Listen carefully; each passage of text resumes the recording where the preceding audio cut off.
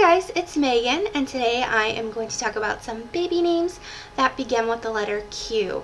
Q is an interesting and not super common letter for baby names, so it's a short little video. I am just going to talk about these names in the order I like them least to most. I have 7 names for girls, 8 names for boys, and as usual I'm going to start with the girls. Number 7 is Quirina. Quirina sounds a lot like Quirina with a C or a K, which I actually prefer. It's a Latin name and it means warrior. Number 6 is Qiana. I went to high school with a girl with this name. It's an American name and it means silky. Number 5 is Queen, and Queen, as you might imagine, is a word name. Number 4 is Quinby. Quinby is a variation on an Old English name that means Queen's Settlement. It reminds me of Ramona Quinby, the little girl in the book series by Beverly Cleary, and so I have a hard time thinking of Quinby as a name on its own. I feel like it sounds very much like just a surname name or perhaps a name for a pet. Number 3 is Quinlee. Quinlee is kind of neat. To me it does sound like a nickname for Quinn though.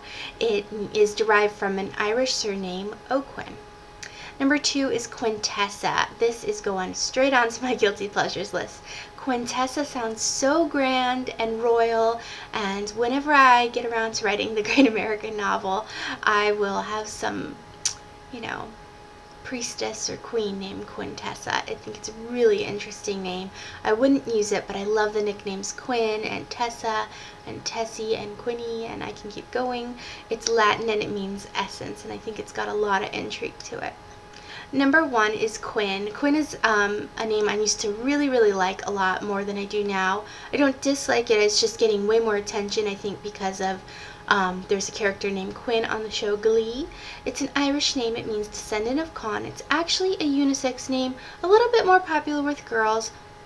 With girls in the US it was number 153 last year, and with boys it was number 321.